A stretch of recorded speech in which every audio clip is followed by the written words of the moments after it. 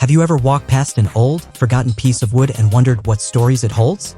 A fallen branch, a cracked stump, a piece of timber buried under dust. Most would walk by, but a woodworker? We see potential. We see something that still has life in it. Welcome back to the channel where we bring dead wood back to life, one handmade masterpiece at a time. Today, we're crafting something elegant, simple, and soulful, a modern rustic flower container sculpted from a single piece of reclaimed hardwood. This won't be a factory-finished box or a perfect circle you'd find at the store. Instead, this is going to be organic, raw, and full of personality, like it was grown, not built. But why make a wooden flower container at all? Because wood and plants speak the same language. They come from the same world, earthy, alive, ever-changing. Putting a living plant inside a beautifully crafted wooden pot feels right. It feels like the plant is being welcomed home. In this video, I'll take you through the entire journey. From selecting a piece of salvaged hardwood with a natural twist and a strong grain, to shaping it into something unique using simple hand tools and creative intuition, to hollowing it with care, sanding it smooth, and sealing it with natural oils. And as always, it won't be rushed. We take our time. You'll hear the saw whisper through the grain, the chisel tapping softly against the core, and the finish sinking into the surface like rain into thirsty earth. This is not a tutorial with shortcuts. It's a mindful process.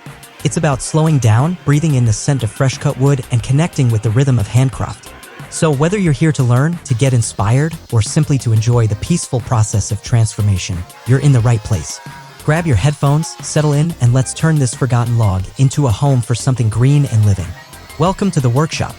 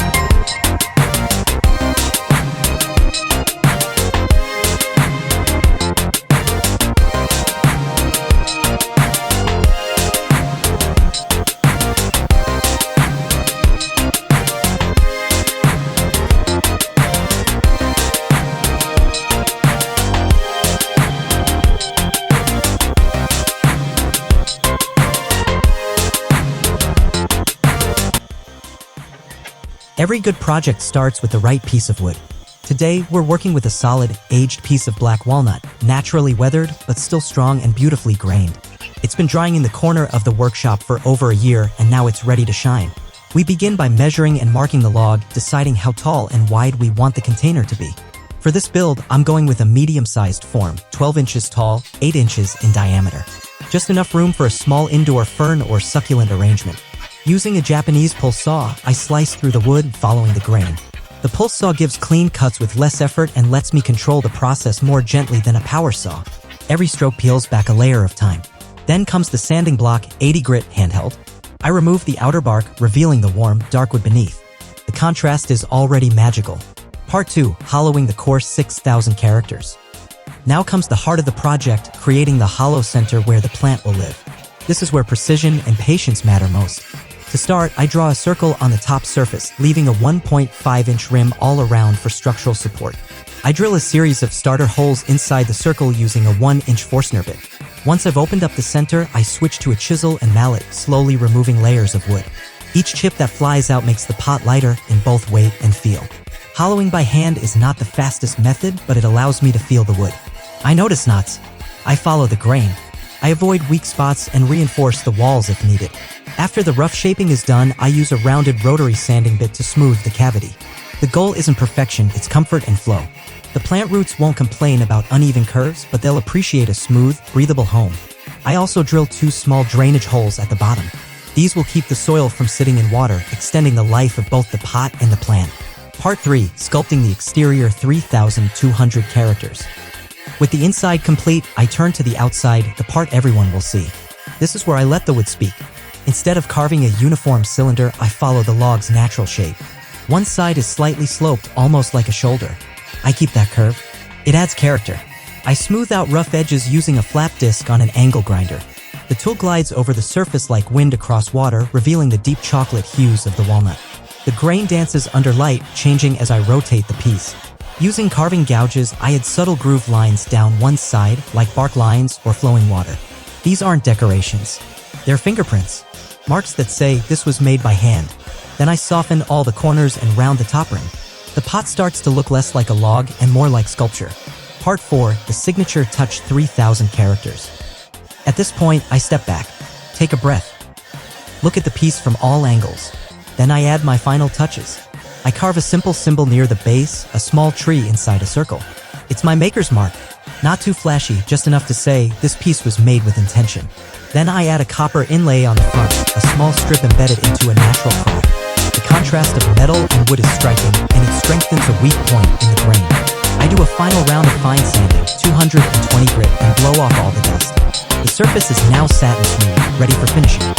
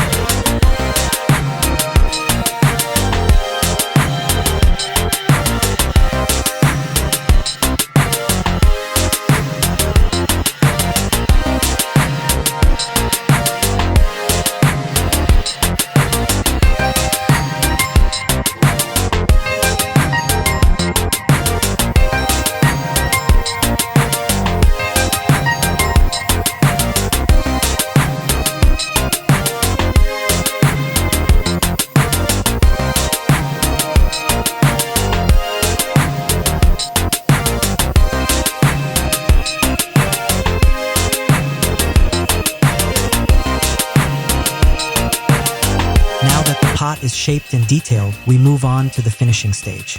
This is where the magic happens. Finishing is about bringing out the natural beauty of the wood and protecting it for years to come.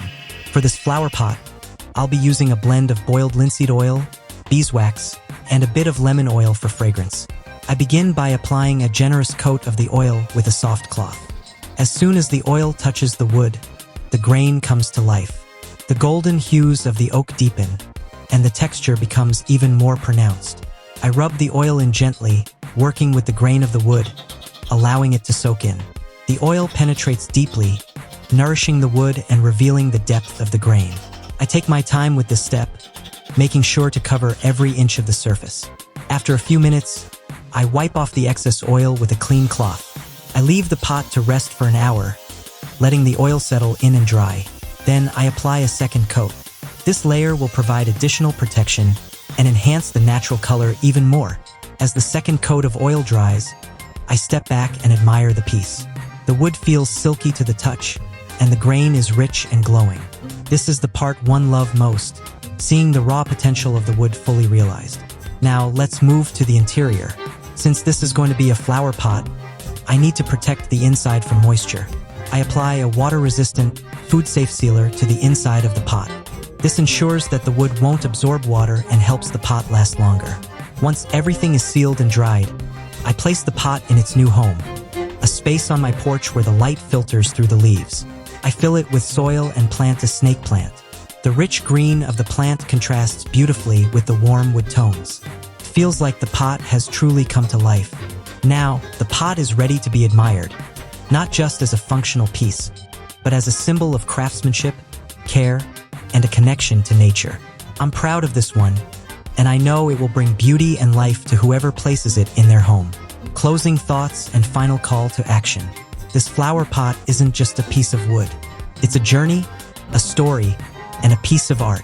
It's a reminder that with a little effort, patience, and creativity, we can turn the simplest materials into something extraordinary. If you've enjoyed this project, hit that like button, and don't forget to subscribe for more woodworking inspiration. And I'd love to hear from you. What's your next project? Leave a comment below and let's keep this conversation going. Thanks for spending this time with me. Until next time, keep building, keep creating, and keep crafting with love.